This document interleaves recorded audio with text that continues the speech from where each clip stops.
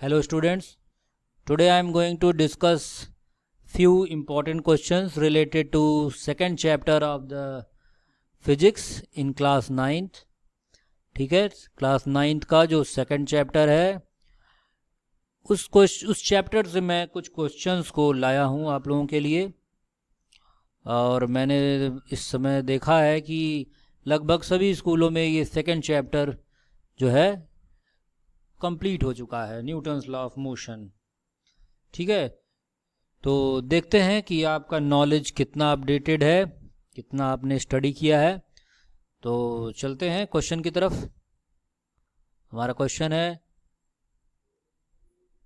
Newton's third law of motion explain the two forces namely action and reaction coming into action when two bodies are in contact with each other. These two forces, अब यहाँ पे आप देख सकते हैं कि एक spring balance जो है दोनों एक दूसरे से इंटरकनेक्टेड है और इनको खींचा जा रहा है। तो यहाँ पर आपको बताना है कि न्यूटन का जो थर्ड लॉ जो है यहाँ पर एक्सप्लेन किया गया है उसमें कौन सा ऑप्शन सही होगा। जैसे it always act on the same body, same body पर ही लगता है। दूसरा option, always act on the different body in opposite direction, यानी दो अलग अलग बॉडीज पर लगता है और अपोजिट डायरेक्शन में। और तीसरा जो है, have same magnitude and direction, act on either body at normal to each other. तो सबसे बेस्ट ऑप्शन जो हमको दिख रहा है यहाँ पर, always act on the different bodies in opposite direction, यानी कि यहाँ पे हम देख सकते हैं कि दो अलग अलग बॉडीज़ हैं, ये body A and this is body B. तो एक ने एक्शन लगाया तो दूसरे ने रिएक्शन दिया। ठीक है, तो बिना एक्शन के रिएक्शन नहीं मिलता और ये एक्शन और रिएक्शन एक दूसरे के अपोजिट होते हैं according to the Newton's third law. तो सेकंड ऑप्शन हमारा सही है। ओके, नेक्स्ट क्वेश्चन की तरफ चलते हैं। हमारा नेक्स्ट क्वेश्चन है, velocity versus time graph of a ball of mass 50 gram rolling on a concrete floor is shown in the figure below. What will be the frictional force of the floor on the ball? तो यहाँ पे हम देख रहे हैं कि velocity और time graph दे रखा है इन्होंने और हमें 50 ग्राम का जो बॉल है वो इस पर रोल कर रहा है। ठीक है, तो हमें बताना है कि what will be the frictional force on the floor on the ball. तो इसका मतलब है कि फ्रिक्शनल फोर्स निकालने के लिए हमारे पास एक्सेलरेशन भी होना चाहिए। ठीक है, या यूं कह लो कि यहाँ पर हम रिटार्डेशन की बात करेंगे। तो रिटार्डेशन कैसे निकलता है? As you know that the acceleration is the rate of change in velocity, है ना, विद रिस्पेक्ट टू टाइम। तो यहाँ पर हम क्या देख रहे हैं कि जब टाइम 0 है उस समय वेलोसिटी है हमारे पास 80। ठीक है, 80 मीटर पर सेकेंड।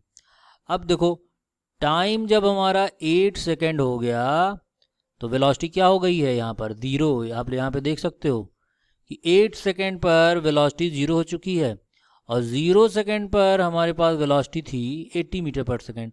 तो रिटार्डेशन कहो यहाँ पर तो कितना आएगा, final velocity minus initial velocity. तो यहाँ पे देख सकते हैं कि 0 is the final velocity and 80 is the initial velocity and the time is 0। Time कितना हो रहा है, टाइम इंटरवल कितना हुआ, 8 सेकेंड। तो यहाँ पे हम कह सकते हैं कि this is equal to -10 metre per second square is the acceleration. तो एक्सेलरेशन मालूम चल गया, दैट इज रिटार्डेशन। यहाँ माइनस साइन का मतलब क्या हुआ, दिस इज रिटार्डेशन। ठीक है, तो अब बताइए फोर्स क्या होगा। फोर्स का फार्मूला होता है mass in force is equal to mass into acceleration.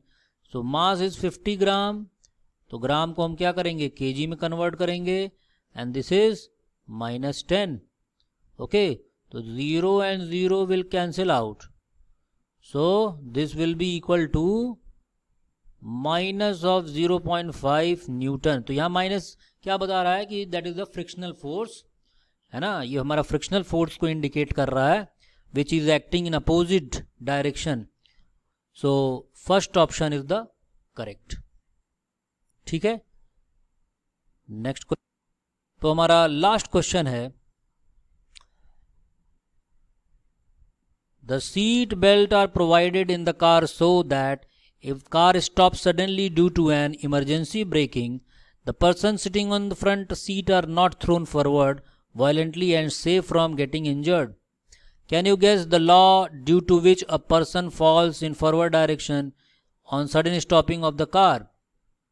तो यहाँ पे हम क्या देख रहे हैं कि सीट बेल्ट जो है दिया जाता है कार में, जैसे कि कभी अगर इमरजेंसी ब्रेकिंग हो तो पर्सन जो आगे बैठा हुआ है वो आगे की तरफ ना जो है थ्रोन हो जाए, यानी आगे की तरफ ना गिर जाए वायलेंटली, और उसको फिर चोट भी लग सकती है।